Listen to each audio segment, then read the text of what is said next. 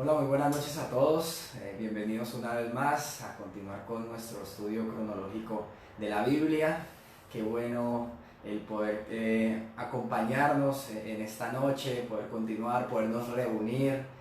Y hemos llegado a un punto de culminación de la historia de este maravilloso plan de salvación que Dios ha ido desarrollando desde Génesis y que se cumple a cabalidad con la muerte de Jesús, que fue lo que vimos en las últimas dos lecciones. Hablamos de la muerte de Jesús, hablamos del significado, tomamos toda una lección, toda una noche para hablar del significado de la muerte de Jesús, cómo se cumplían muchas de las cosas que se habían prometido en el Antiguo Testamento con la muerte, con su muerte.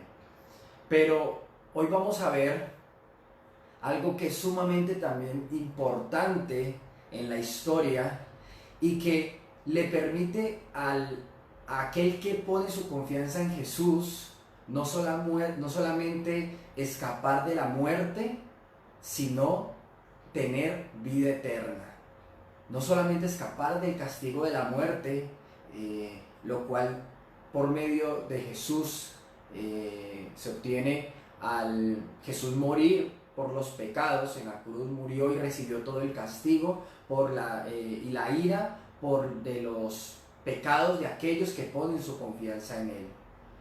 Pero entonces no solamente le permite a los creyentes, a aquellos que pusieron su confianza en Él, que ponen su confianza en Él, de escapar de este castigo, de escapar del juicio, de ser salvos de la ira de Dios, sino recibir vida eterna, ¿sí? La vida eterna. Y esto es muy importante. Entonces, comencemos con Marcos. Recordemos un poco lo que ocurrió, el momento en que Jesús muere. No lo vamos a leer nuevamente, pero quiero que usted se ubique ahí, porque inmediatamente se va a acordar, cuando lo vea se va a acordar de qué fue lo que leímos. Recordemos de Marcos capítulo 15, del versículo 42 al 46, cómo cuando Jesús muere, un hombre llamado José, que era de Arimatea, que pertenecía al Concilio Supremo, un hombre reconocido, con poder también económico, hacía parte de este grupo de líderes religiosos, pero a diferencia del resto, él no era un hipócrita. Nos dice esta parte que José sí tenía su mirada puesta en el Salvador, él sí tenía su confianza puesta en Jesús, y con esa fe que tenía puesta en Jesús, se presenta ante Pilato y le pide el cuerpo de Jesús para ser sepultado. Pilato se lo entrega y nos dice que este hombre José de Arimatea compra un lienzo, como una tela, para cubrir a Jesús, un lienzo de lino, cubre el cuerpo, todo el cuerpo de Jesús, y lo ponen en una tumba que estaba hecha o estaba dentro de una peña, dentro de una piedra grande. Ahí se encontraba la tumba, lo pusieron ahí, lo sepultaron ahí y taparon la tumba con una piedra grande, ¿sí? Con una gran piedra, la cual le impedía a las personas entrar, ¿sí? Era complicado mover esta piedra. Sin embargo, para los líderes religiosos, ellos no se fiaban del hecho de que la simple piedra no se pudiera mover, o sea, que fuera grande, pero pues al fin y al cabo entre un grupo de personas se podría mover. Y entonces ellos acuden a Pilatos recordando algo que Jesús había dicho cuando todavía estaba en vida, antes de morir. Miremos Mateo capítulo 27.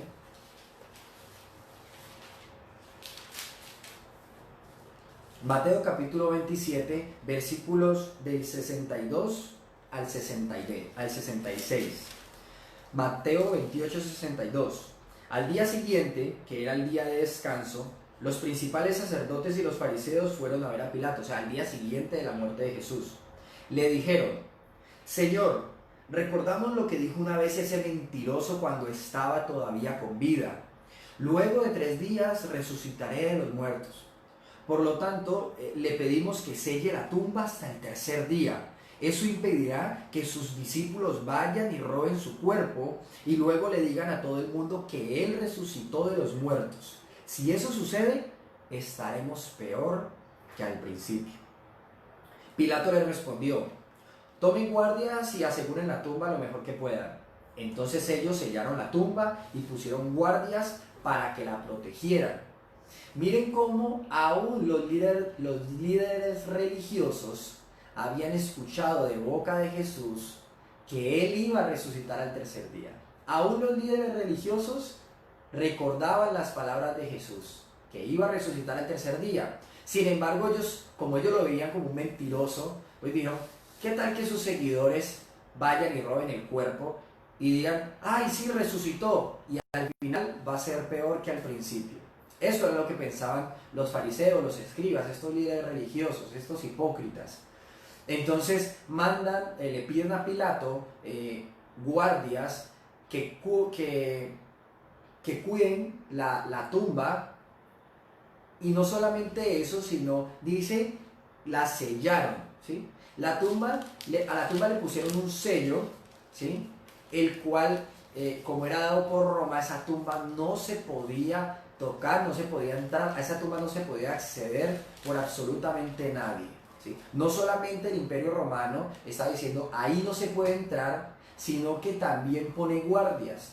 O sea, para cualquier ser humano sería imposible entrar a esa tumba.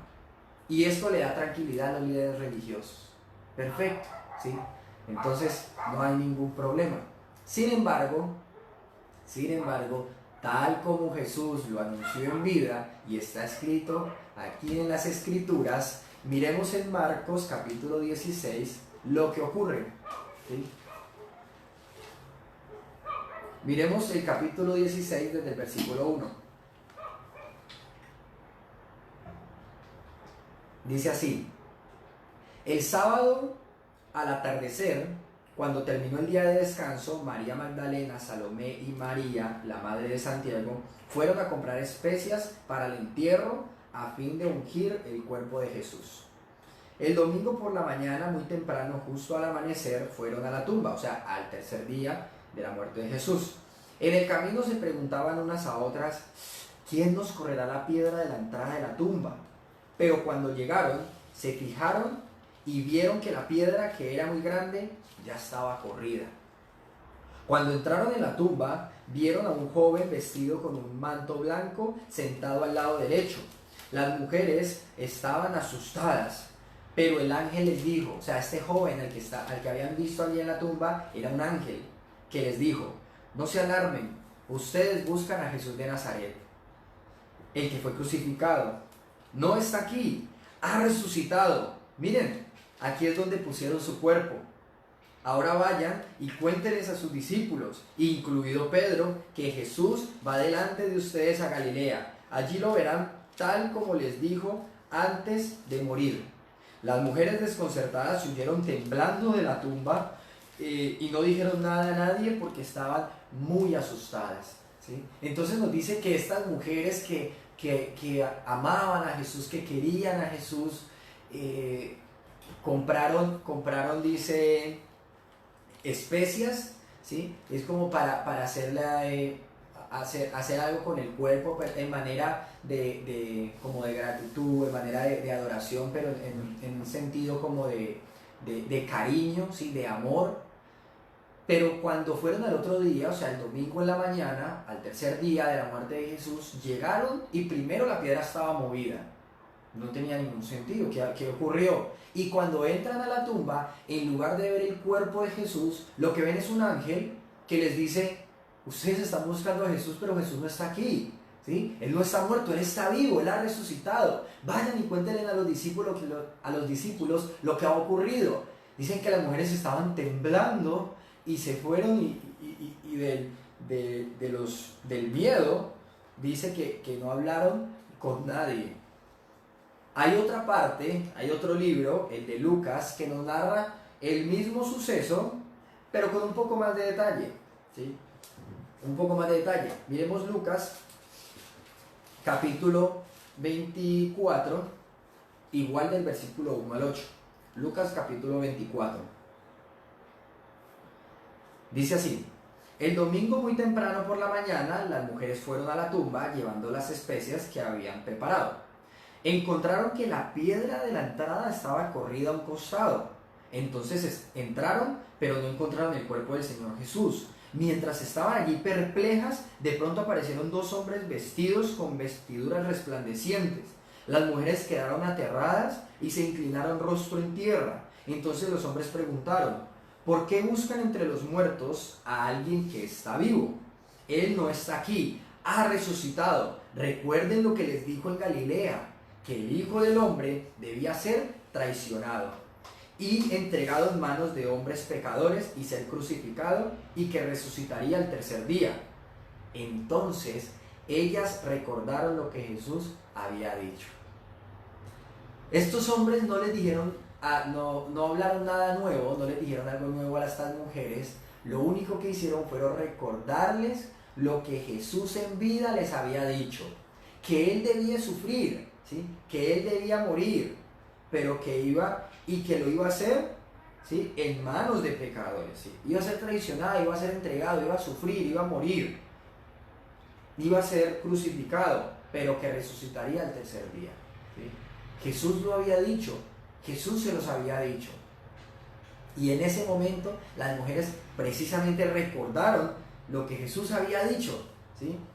Ahora, hay una situación, hay algo de lo que hemos leído tanto en Marcos como en Lucas, que de pronto deja un vacío, y es el hecho de qué fue precisamente lo que ocurrió antes de que llegaran estas mujeres. ¿Qué ocurrió con la piedra? ¿La movieron estos ángeles? ¿Quién la movió? ¿Será que de pronto sí fue como ocurrió, como lo habían dicho los líderes religiosos, que los discípulos iban a ir a mover la piedra y que iban a robar el cuerpo? ¿Qué pasó con los soldados que estaban custodiando la entrada? ¿Sí? Bueno, la Biblia también nos lo menciona, pero en otro libro, y es en el libro de Mateo, ¿sí? Miremos en Mateo 28, Mateo capítulo 28, versículos del 1 al 4. Allí en Mateo nos dice que el mismo domingo por la mañana, ¿sí? Cuando amanecía el nuevo día, María Magdalena y la otra María fueron a visitar a la tumba, tal como lo hemos leído. De repente, dice, se produjo un gran terremoto, pues un ángel del Señor descendió del cielo, corrió la piedra a un lado y se sentó sobre ella. Su rostro brillaba como un relámpago y su ropa era blanca como la nieve.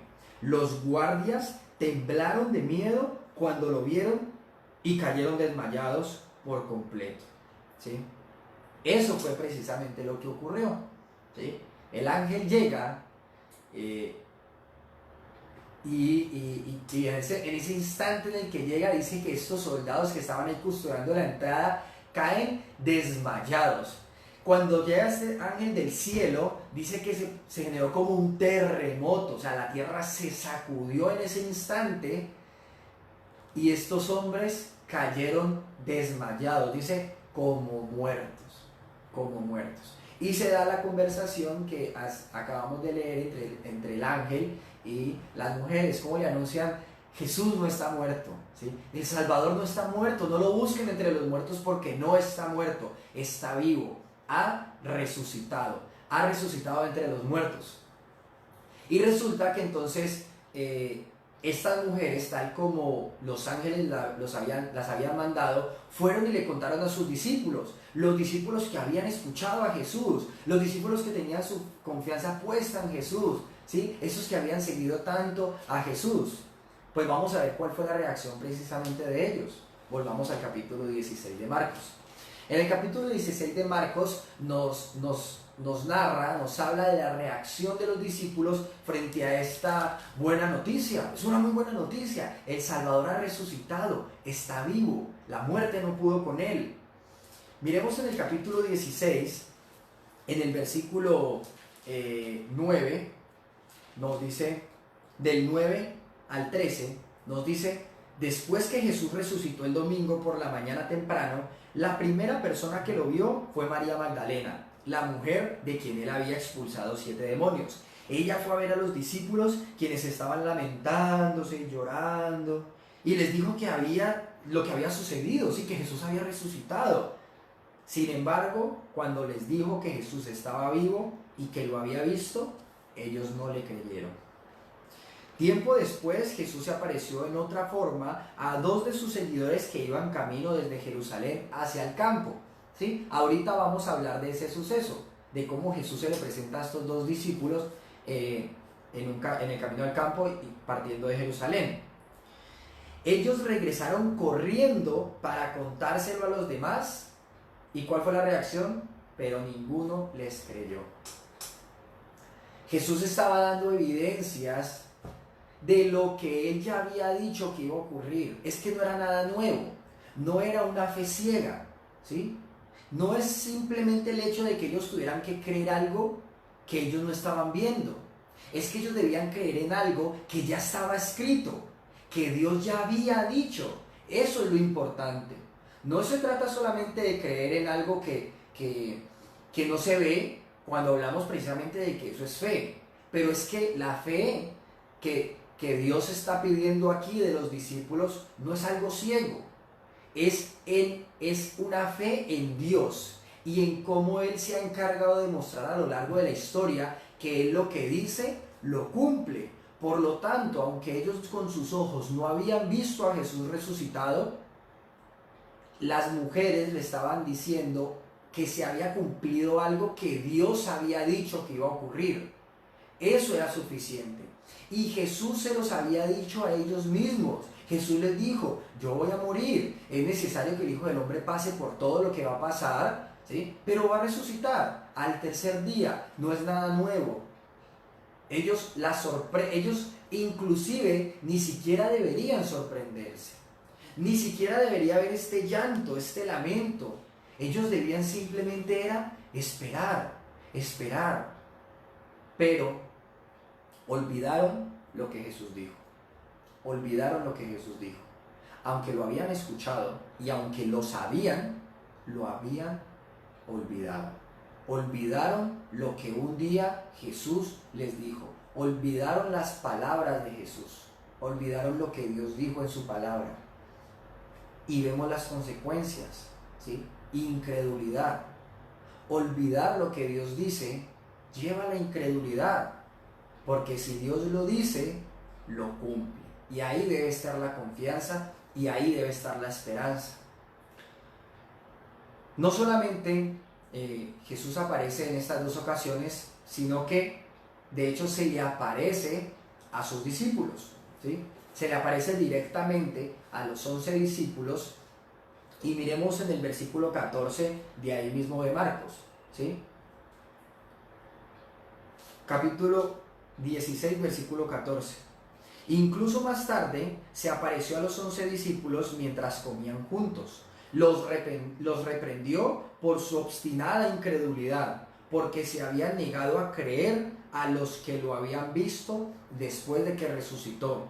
Entonces les dijo, se habían negado a creer lo que habían visto después de que resucitó, hasta ahí en el versículo 14. Jesús los reprendió, los regañó, ¿sí? Porque ellos se habían negado a creer a aquellos que lo habían visto resucitar.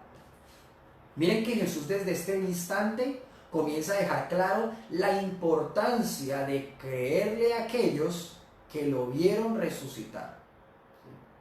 De esto vamos a hablar mucho más adelante, lo vamos a hablar en otra ocasión, pero miren que Jesús los reprende, los regaña, porque el olvidar las palabras que Jesús les había dicho los había llevado a una obstinada incredulidad, a negarse a creer a creer a los que habían visto, a los que lo habían visto después de resucitar, a los que lo habían visto resucitado. Y es que no solamente este pasaje el que nos indica que los discípulos se negaron a creer, sino que miremos un momento en Lucas, volvamos a Lucas en el capítulo 24, miremos que precisamente las mujeres que habían recordado lo que Jesús había dicho y fueron a contar a los discípulos lo que había ocurrido, miremos en el versículo 9, nos dice que ellas regresaron corriendo de la tumba a contarles a los 11 discípulos y a todos los demás lo que había sucedido. Fueron María Magdalena, Juana, María la madre de Santiago y varias mujeres más, quienes contaron a los apóstoles lo que pasó. Pero a los hombres el relato les pareció una tontería y no les creyeron. Lo que lleva el no recordar las palabras de Jesús. Miren cuánta incredulidad, únicamente no por no saber lo que había dicho Jesús, sino por olvidarlo. Lo habían olvidado y los llevó a la incredulidad, a que el cumplimiento de la promesa de Dios parezca un cuento, ¿sí?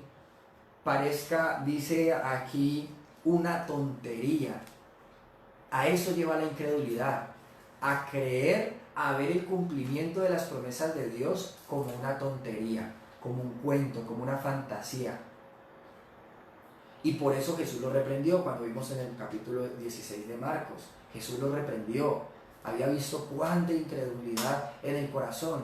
Y de hecho vamos a ver entonces lo que les decía ahora. Si recuerdan, ahorita que nos mencionaba de que Jesús se le apareció a dos de sus discípulos que iban de Jerusalén al campo, ¿sí? Pues precisamente estos hombres iban camino a un lugar llamado Emaús, ¿sí? Un lugar llamado Emaús que se ubicaba a unos 11 kilómetros de Jerusalén.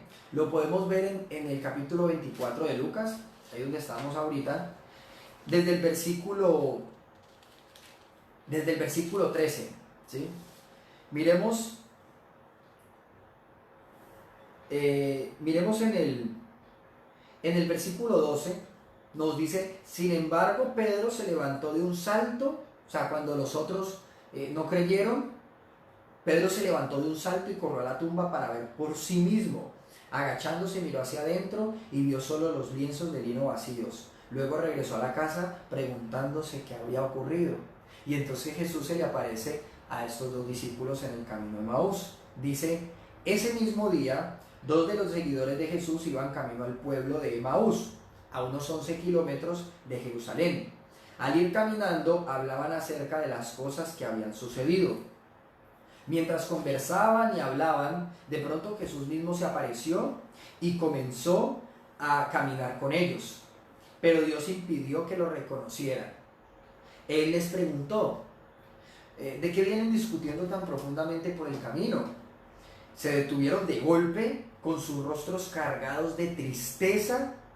Entonces uno de ellos, llamado Cleofas, contestó: tú debes ser la única persona en Jerusalén que no oyó acerca de las cosas que han sucedido allí en los últimos días.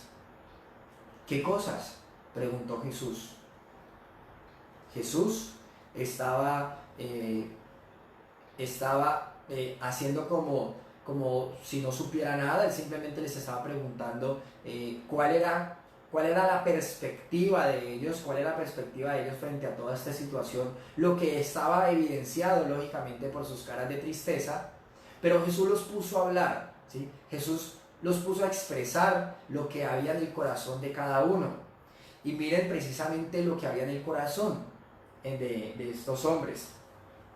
Las cosas que le sucedieron a Jesús, el hombre de Nazaret, ¿sí? ¿Qué cosas? Pues las cosas que le sucedieron a Jesús, el hombre de Nazaret.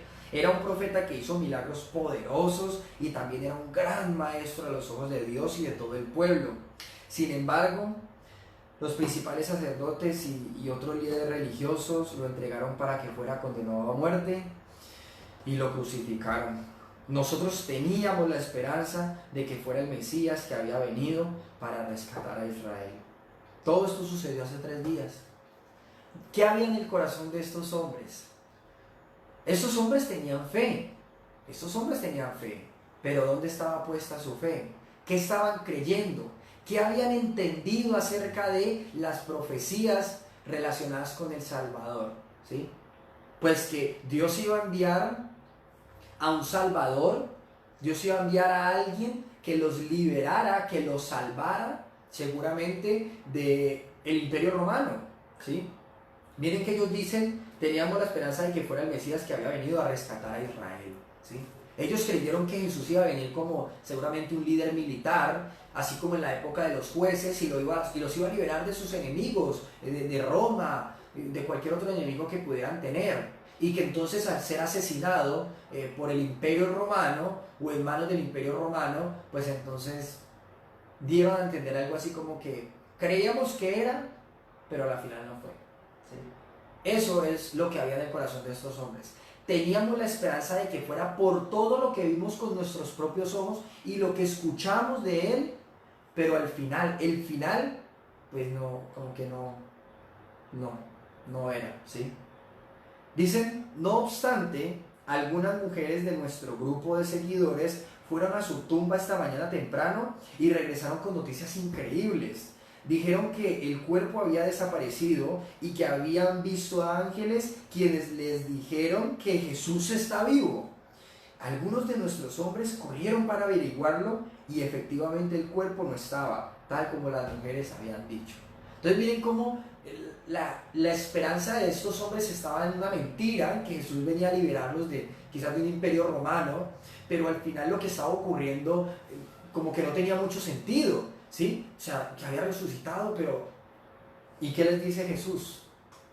Versículo 25. ¡Qué necios son! ¡Qué necios son! Si usted estuvo con nosotros el domingo y recuerda el mensaje que nos compartió nuestro pastor Oscar de la parábola de las 10 vírgenes, como unas de ellas Dios las llama necias, ¿sí? Se explicó, nuestro pastor nos ayudó explicando un poco más a detalle esta palabra, esta expresión de necios, de necias, y veíamos que es una manera demasiado sutil, o sea, se traduce de una manera muy sutil lo que significa o lo que tiene como connotación o una referencia de bobo, ¿sí? De tontos, ¿sí? De lentos. ¿Sí? Eso es lo que Jesús les está diciendo aquí con la palabra necios, lentos, bobos, tontos, ¿sí? Les cuesta tanto creer todo lo que los profetas escribieron en las escrituras, ¿sí? Les cuesta tanto comprender, les cuesta tanto entender, les cuesta tanto creer, ¿sí?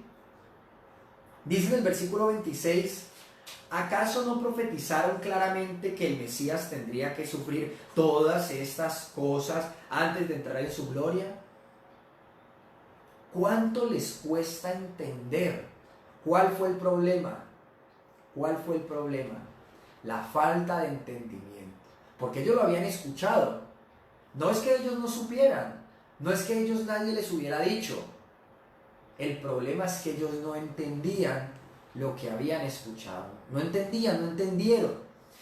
¿Recuerdan la que utilizamos del sembrador? Que está aquí en la Biblia, la parábola del sembrador, cómo resalta la importancia del entender y la diferencia entre los corazones que no dieron fruto porque la semilla, el mensaje no tenía raíces o se vio enredado o apartado por las preocupaciones de la vida, si no dieron frutos, pero al final vemos la tierra fértil, o sea, el corazón fértil, el corazón que recibe el mensaje y da fruto. La diferencia es que este corazón, la persona entendió, dice, escuchó y entendió y dio fruto.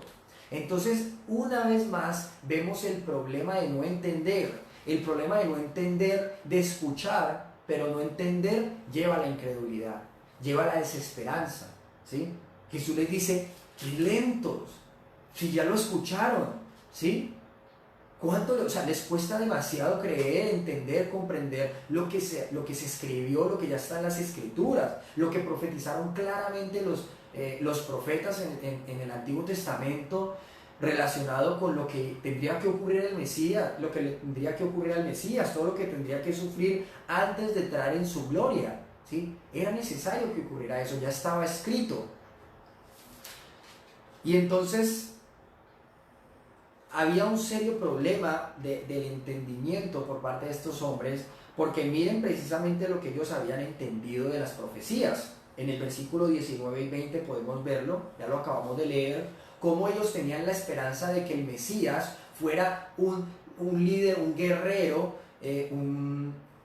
alguien que llegara a liberarlos del imperio romano, pero porque habían malinterpretado el término salvador, libertador. Él sí vendría a liberar, él sí vendría a salvar, pero era de un imperio romano, era de manos de hombres.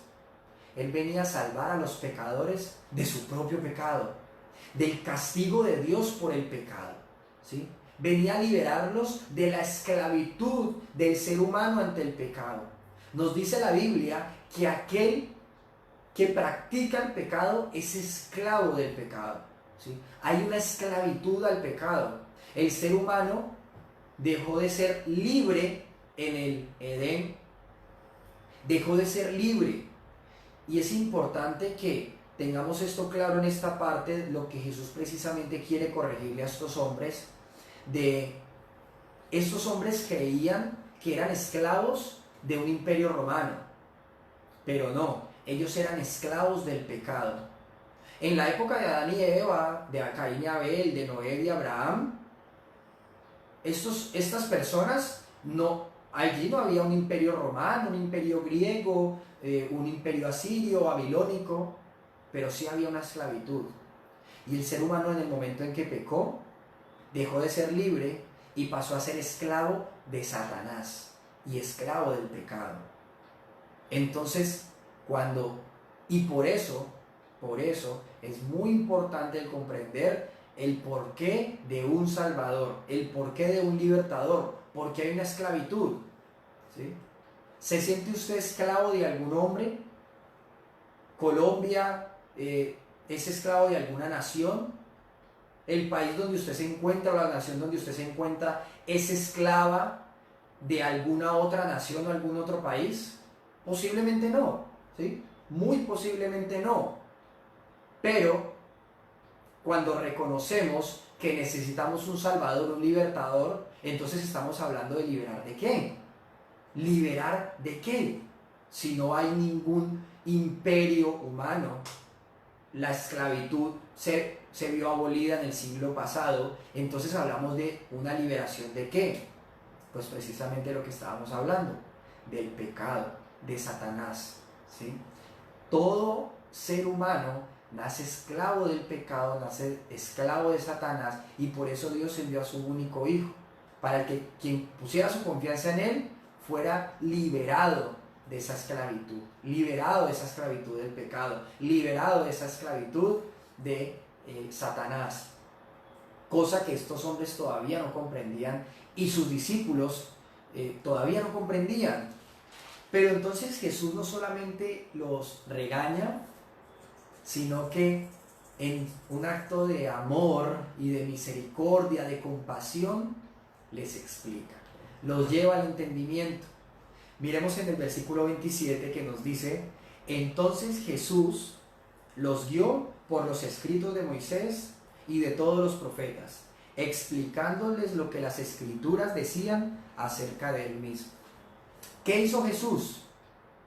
Jesús los llevó a través de las escrituras, les enseñó y los convenció de la palabra de Dios, de que Él era el Salvador, ¿sí? Que tenía que morir, pero que tenía que ser sepultado, pero que también iba a resucitar al tercer día. Las escrituras lo anunciaban. Jesús simplemente lo llevó a través de las escrituras, los llevó a través de las escrituras. Y aquí viene la parte importante. ¿Dónde comenzó? ¿Dónde comenzó Jesús su explicación? Nos dice, comenzó con Moisés. Cuando nos habla de Moisés, no nos está diciendo precisamente que arrancó en el Éxodo cuando Moisés nació o cuando Dios llamó a Moisés.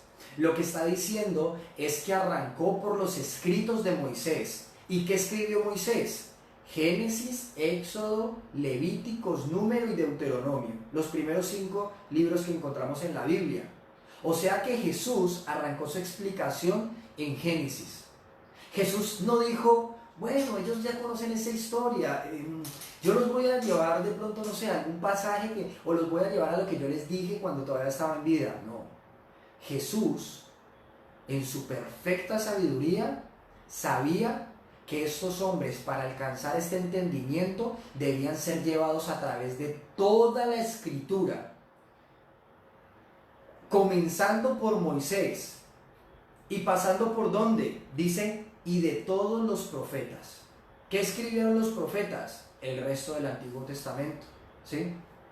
desde el siguiente libro que le sigue a Deuteronomio hasta Malaquías. ¿Sí recuerdan que nosotros terminamos el Antiguo Testamento viendo la última profecía acerca del Salvador allí en Malaquías 3, capítulo 3, versículo 1, donde Dios anunciaba que antes de enviar al Salvador iba a enviar un mensajero a preparar el camino, y que al final vimos como Juan era el mensajero y el Salvador pues obviamente es Jesús? Entonces, ¿qué hizo Jesús? Los llevó a través de todo el Antiguo Testamento, resaltando las partes en que se hablaba del Salvador, en que todo estaba directamente conectado, esas partes que estaban conectadas. Lo que hicimos usted y yo, noche tras noche. Lo que hemos hecho usted y yo, lección tras lección. Nosotros comenzamos por Génesis, pasamos por los escritos de Moisés, todos los profetas, terminamos en Malaquías, y al final en el Nuevo Testamento vimos el cumplimiento de todas estas profecías, de todas estas sombras que apuntaban a Jesús. Y espero que así como Jesús estaba buscando que esos hombres, por medio de esta explicación, entendieran lo que las Escrituras hablaban de Él, de que Él era el Salvador, que debía morir, ser sepultado y resucitar al tercer día, usted también, por medio de este estudio, lo haya comprendido. Por medio de este estudio en el que arrancó en Génesis, pasando por todo el Antiguo Testamento y viendo el cumplimiento en el Nuevo Testamento. Y nos dice en el versículo 28 que para entonces, ya cuando Jesús terminó de explicarles, ya estaban cerca de Maús y del final del viaje. Jesús hizo como que iba a seguir adelante, pero ellos le suplicaron, quédate con nosotros esta noche, ya que se está haciendo tarde. Entonces los acompañó a la casa. Al sentarse a comer, tomó el pan y lo bendijo, luego lo partió y se lo dio a ellos. De pronto se les abrieron los ojos y lo reconocieron, y en ese instante Jesús desapareció. Entonces se dijeron el uno al otro: ¿no ardía nuestro corazón cuando nos hablaba en el camino y nos explicaba las Escrituras? Miren que Jesús les explica, y cuando se sienta a la mesa con ellos a comer una cena común y corriente, normal, Jesús parte el pan, ¿sí? Dice, cuando toma el pan y lo bendice, en ese instante los ojos de estos hombres fueron abiertos. Recordaron no solamente lo que Jesús había dicho, sino que entendieron perfectamente lo que las Escrituras decían de Jesús, y lo reconocieron como el Salvador, reconocieron que efectivamente todo eso estaba escrito y todo debía cumplirse de esa manera. Y dice que en ese instante Jesús desapareció y ellos comenzaron a recordar que de verdad en el camino, cuando Jesús les hablaba, esa palabra de Jesús, la palabra de Dios, ardía en ellos. Nos dice que estos hombres en menos de una hora, en el versículo 33, estaban de regreso a Jerusalén.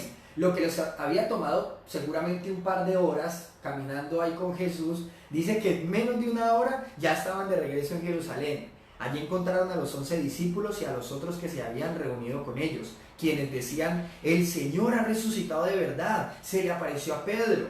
Luego los dos de Emaús les contaron cómo Jesús se les había aparecido mientras iban por el camino y cómo lo habían reconocido cuando partió el pan. Entonces, justo mientras contaban la historia, de pronto Jesús mismo apareció de pie en medio de ellos. La paz sea con ustedes, les dijo, pero todos quedaron asustados. Jesús se había aparecido ahí delante de ellos y les dice, pero todos quedaron asustados y temerosos. Pensaban que veían un fantasma. ¿Por qué están asustados?, les preguntó. ¿Por qué tienen el corazón lleno de dudas? ¿Por qué dudan? Incrédulos. Miren mis manos, miren mis pies. Pueden ver que de veras soy yo. Tóquenme y asegúrense de que no soy un fantasma, pues los fantasmas no tienen cuerpo como ven que yo tengo. Mientras hablaba, él les mostró sus manos y sus pies. Aún así, ellos seguían sin creer, llenos de alegría y asombro. Entonces les preguntó: ¿tienen aquí algo para comer? Le dieron un pedazo de pescado asado y él lo comió mientras ellos miraban. Estaban asombrados, o sea, no podían creer lo que estaba ocurriendo. Dice que entonces Jesús dijo: cuando estaba con ustedes antes les dije que tenía que cumplirse todo lo escrito acerca de mí en la ley de Moisés, en los profetas y en los salmos. Entonces les abrió la mente para que entendieran las escrituras y dijo: efectivamente se escribió hace mucho tiempo que el Mesías debería morir, debería sufrir, morir y resucitar al tercer día. Jesús les dice: ¿por qué se asombran? Mire que eso ni siquiera debería ser un motivo de asombro, debería ser algo normal. Que Dios lo prometió y Dios lo cumplió, Dios lo anunció y se iba a hacer tal como Dios lo había dicho. Si Jesús murió, pues las escrituras decían que debía morir. Y si había resucitado, pues las escrituras decían que él iba a resucitar. ¿Cuál era el asombro? Pero a ellos les costaba entender. Jesús les permitió entender todo lo que se había escrito, que debía cumplirse lo que estaba dado en la ley de Moisés, en los profetas, los salmos, de que el Mesías debía sufrir, morir y al final resucitar al tercer día. ¿Sí? Es más, no solamente estaba escrito en los salmos, en el Antiguo Testamento. Miremos en el capítulo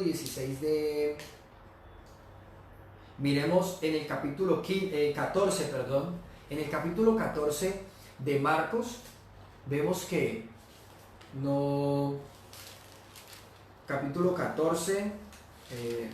capítulo 16, versículo 15, ¿sí? Marcos capítulo 16, versículo 15. Marcos 16, 15. Miren que no solamente Jesús les anuncia o les recuerda, les permite entender lo que se había escrito acerca de él, sino que les da una tarea maravillosa, ¿sí? Un privilegio. Les dice en el capítulo 16, versículo 15, miren lo que dice. Entonces les dijo: vayan por todo el mundo y prediquen la buena noticia a todos. Vayan por todo el mundo y prediquen la buena noticia a todos. ¿Ya entendieron? Sí, ya entendimos. Bueno, vayan y cuéntenselo a otros. Vayan y explíquenles a otros. No vayan y les digan, no vayan y les hablen de un plan maravilloso. No vayan y les digan lo que vieron en estos días, ¿sí? No vayan y les digan lo que ocurrió ahora. Vayan y explíquenles la historia. Vayan y cuéntenles la buena noticia. Pero ¿cuál es la buena noticia? ¿Cuál es la buena noticia? Que Jesús nació como se había escrito, que murió como se había escrito, pero que al final resucitó como se había escrito, ¿sí? Esa era la buena noticia. Dentro de todo, pues lógicamente lo que hemos visto alrededor de la muerte de Jesús, de la vida, de la resurrección de Jesús, ¿sí? Pero ¿cómo va a comprender, cómo va a entender una persona que todo se ha cumplido si no conoce la historia? ¿Cómo se va a maravillar de que una promesa se cumplió si no conoce la promesa? ¿Cómo va a comprender el final de la historia? ¿Cómo va a comprender el cumplimiento de la historia si no conoce la historia?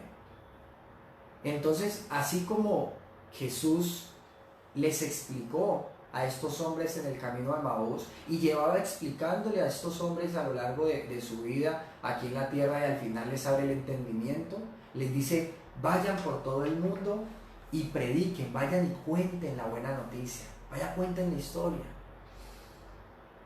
Si entendió, vaya y predique la buena noticia.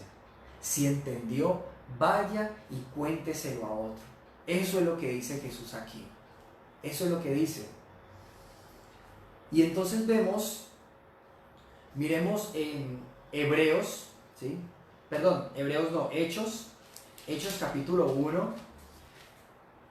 Jesús cumplió todo lo que se había escrito, consumado es, todo se ha cumplido, resucitó al tercer día como estaba escrito, y al final, en el capítulo 1, versículo 9 de Hechos de los Apóstoles, nos dice que después de decir una serie de cosas que están ahí en el comienzo del capítulo 1 de Hechos, Jesús fue levantado en una nube mientras ellos observaban hasta que ya no pudieron verlo, ¿sí? Mientras se esforzaban por verlo ascender al cielo, dos hombres vestidos con túnicas blancas de repente se pusieron en medio de ellos. Ellos estaban ahí y de un momento a otro Jesús, el cuerpo de Jesús, comenzó a ascender y comenzó a perderse entre las nubes. Y ellos se esforzaban por verlo allá, irse. Pero dice que dos hombres que estaban ahí, que claramente son ángeles, les dicen: hombres de Galilea, ¿por qué están aquí parados mirando al cielo?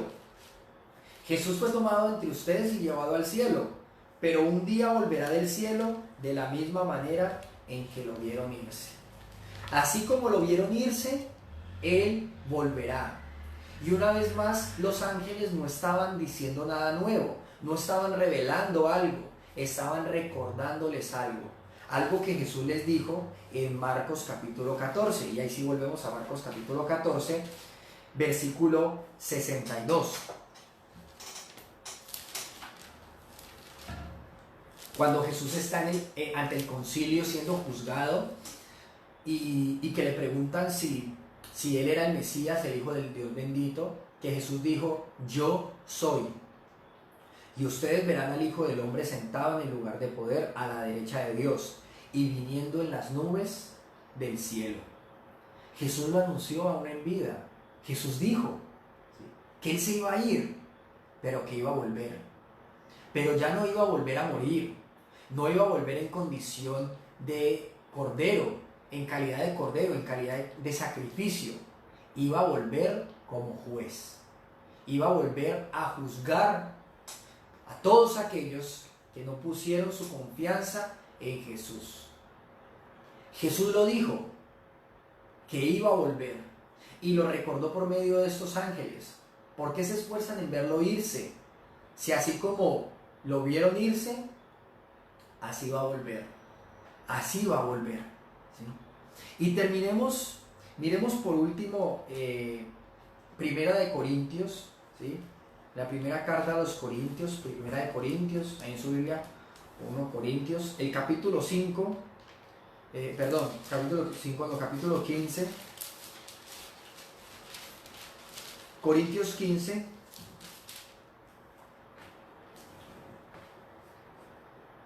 vamos del versículo 1 al 26 y ya con esto terminamos, ¿sí?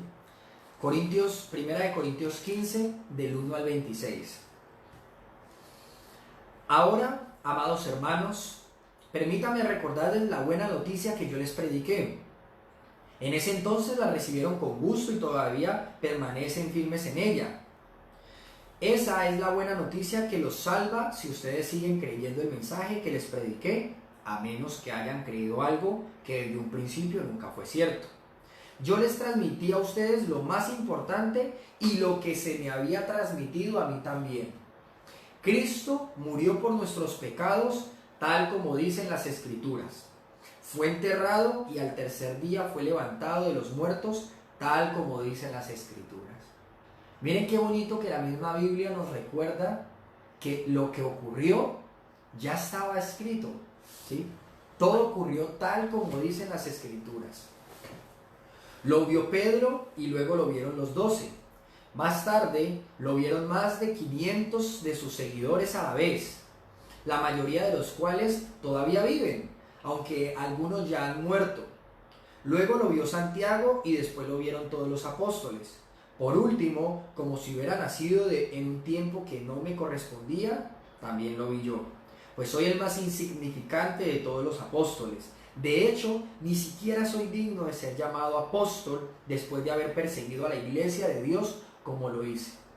Sin embargo, lo que ahora soy, todo se debe a que Dios derramó su favor especial sobre mí y no sin resultado. Pues he trabajado mucho más que cualquiera de los otros apóstoles, pero no fui yo, sino Dios quien obraba a través de mí por su gracia. Así que no importa si predico yo o predican ellos, porque todos predicamos el mismo mensaje que ustedes ya han creído. Esto se trata del mensaje, la buena noticia, el evangelio. Pero díganme lo siguiente: dado que nosotros predicamos que Cristo se levantó de los muertos, ¿por qué algunos de ustedes dicen que no habrá resurrección de los muertos? Pues si no hay resurrección de los muertos, entonces Cristo tampoco ha resucitado. Y si Cristo no ha resucitado, entonces toda nuestra predicación es inútil y la fe de ustedes también es inútil. Y nosotros los apóstoles estaríamos todos mintiendo acerca de Dios, porque hemos dicho que Dios levantó a Cristo de la tumba. Así que eso no puede ser cierto si no hay resurrección de los muertos, Y si no hay resurrección de los muertos, entonces Cristo no ha resucitado. Y si Cristo no ha resucitado, entonces la fe de ustedes es inútil y todavía son culpables de sus pecados. En ese caso, todos los que murieron creyendo en Cristo están perdidos. Y si nuestra esperanza en Cristo es solo para esta vida, somos los más dignos de lástima de todo el mundo. Miren qué importante el hecho de que la misma Biblia resalta que es importante el creer que Jesús nació. Importante el creer que Jesús murió, como lo decían las Escrituras, y que resucitó, también como lo decían las Escrituras. Porque si no hay una creencia en la resurrección, entonces nuestra fe es inútil, ¿sí? Al final es inútil, porque Jesús, si no resucitó de entre los muertos, no hay resurrección.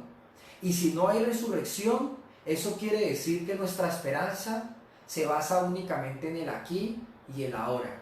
Y que en el momento en que usted muera, en el momento en que yo muera, todo ha terminado. Hasta ahí llegó todo. ¿Hay esperanza en eso? ¿Hay esperanza en el creer que cuando yo me muera nada va a ocurrir? ¿Hasta ahí llegó todo? ¿Para qué entonces el aquí y el ahora? Es importante tener la mirada puesta en que Jesús resucitó, ¿sí? En que Jesús resucitó, en que hay esperanza después de la muerte física. Por eso hablábamos en un principio en que no solamente hay perdón de pecados, no solamente las personas que ponen su confianza en Jesús ya no van a recibir el castigo de Dios por el pecado, sino que van a tener vida eterna, porque hay una esperanza de vida eterna, hay una esperanza de vida después de la muerte. Y para tener esa esperanza es necesario creer en la resurrección, ¿sí? Como nos dice aquí en el versículo 20, lo cierto es que Cristo sí resucitó de los muertos. Él es el primer fruto de una gran cosecha, el primero de todos los que murieron. Él es el primero de una gran cosecha, Él es las primicias de una gran cosecha que dará buen fruto, que dará un gran fruto, ¿sí? O sea, el primero en resucitar. Y después de Él, todos quienes mueren con su confianza puesta en Jesús. Así que ya ven, tal como la muerte entró en el mundo por medio de un hombre, ¿recuerdan a Adán? Ahora la resurrección de los muertos ha comenzado por medio de otro hombre, por medio de Jesús. Así como todos mueren porque todos pertenecemos a Adán, todos los que pertenecen a Cristo recibirán vida nueva. Es inevitable el nacer descendiente de Adán, nacer muerto espiritualmente. ¿Sí recuerdan nuestra plática que nos ilustra de una manera clara, de una manera comprensible, entendible, lo que es el aparentar vida, pero estar muerto por dentro, ¿sí? Porque no está unido a la fuente de vida? Es inevitable, todos nacemos así, y con el tiempo se va evidenciando precisamente lo que ha ocurrido de manera interna, pero que quienes ponen su confianza en Jesús recibirán vida nueva, una vida eterna, una vida después de la muerte. Por lo tanto, todo aquel que no tiene su confianza puesta en Jesús no tiene esa esperanza de una vida después de la muerte. Sí va a ocurrirle algo después de la muerte. No es que para esta persona sí acabó allí, no, pero le espera otra cosa. Recuerden, le espera el castigo, le espera la ira de Dios por el pecado, el juicio de Dios. Pero para aquellos que hemos puesto nuestra confianza en Jesús, no solamente el perdón de pecados, no solamente esa ira, ese castigo pasando por encima de nosotros al ver la sangre de Jesús, sino la promesa, la esperanza de vida después de la muerte. Pero esta resurrección tiene un orden. Cristo fue resucitado como el primero de la cosecha, luego todos los que pertenecen a Cristo serán resucitados cuando Él regrese, Después de eso vendrá el fin, cuando Él entregará el reino a Dios el Padre, luego de destruir a todo gobernante y poder y autoridad. Pues Cristo tiene que reinar hasta que humille a todos sus enemigos debajo de sus pies, y el último enemigo que será destruido será la muerte. No solamente hay una esperanza, no solamente vemos la resurrección de Jesús, sino que en Jesús todo creyente, todo nacido de nuevo, tiene la esperanza de la resurrección. Resucitar juntamente con Jesús cuando Él regrese. Cuando Él regrese. Porque prometió que nacería y nació. Prometió que moriría de la manera en que murió y murió. Prometió que resucitaría y resucitó. Y prometió que volvería. Prometió que regresaría y volverá. Regresará. Un día volverá. Y allí está nuestra esperanza. Quienes tenemos nuestra confianza puesta en Jesús. Y hasta aquí llega nuestra historia. Vemos una historia que nos deja con una esperanza maravillosa. Una historia que nos anuncia la venida de un Salvador necesario para morir, para pagar por nuestros pecados. Vemos el cumplimiento de esa promesa. Vemos la invitación a creer. La Biblia nos deja muy claro que es necesario creer, que hay dos caminos, a la manera de Dios y a la manera del hombre. Y que cada quien debe decidir, creer o no creer. No hay un punto intermedio, se cree o no se cree. Y si usted ha creído, si usted ha puesto su confianza en Jesús, sus pecados han sido perdonados. Usted sigue siendo un pecador y va a seguir siendo pecador hasta el día en que muera, pero puede entrar tranquilamente a la presencia de Dios porque Jesús es su intermediario, Jesús es su intercesor, Jesús es su sacerdote, su sumo sacerdote, quien vela ante el Padre por usted. Usted está cubierto por la sangre de Jesús, aquella que hace que la ira de Dios pase de largo. Hable con Dios. Usted ya puede hablar con Dios. El velo se ha rasgado. Usted tiene entrada al lugar santísimo, a la presencia de Dios. Ya puede hacerlo de manera confiada, sin temor, con valentía. Puede hablar con Dios por medio de Jesús. Aquel que murió y que resucitó para que en el momento en que usted muera, resucite juntamente con Él, el día en que Él regrese, porque regresará, Él volverá. Y mi invitación es, si usted ha entendido y ha creído tal como Jesús lo mandó a aquellos quienes creyeron en Él y entendieron, vaya y cuéntelo, vaya y cuénteselo a otro, vaya y cuénteselo a otros. Lo que hemos visto está aquí, ¿sí? Lo que hemos visto está aquí, en ningún otro lugar. Hablamos únicamente de lo que está aquí en la Biblia. Usted únicamente necesita su Biblia para compartir lo que usted un día ha entendido, ¿sí? Y si necesita ayuda respecto a los pasajes, respecto a la conexión o la explicación de algo un poco complejo, recuerden que ahí están las lecciones, ahí están en Facebook.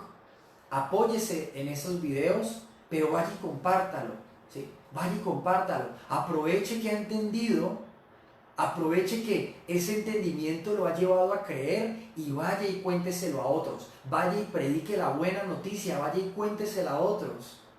Vaya y cuente la buena noticia. Vaya, cuéntela. Vaya, explíquesela a otro y que otra persona también pueda entender como usted un día entendió. Y si necesita más ayuda, no dude ni por un instante en escribirnos.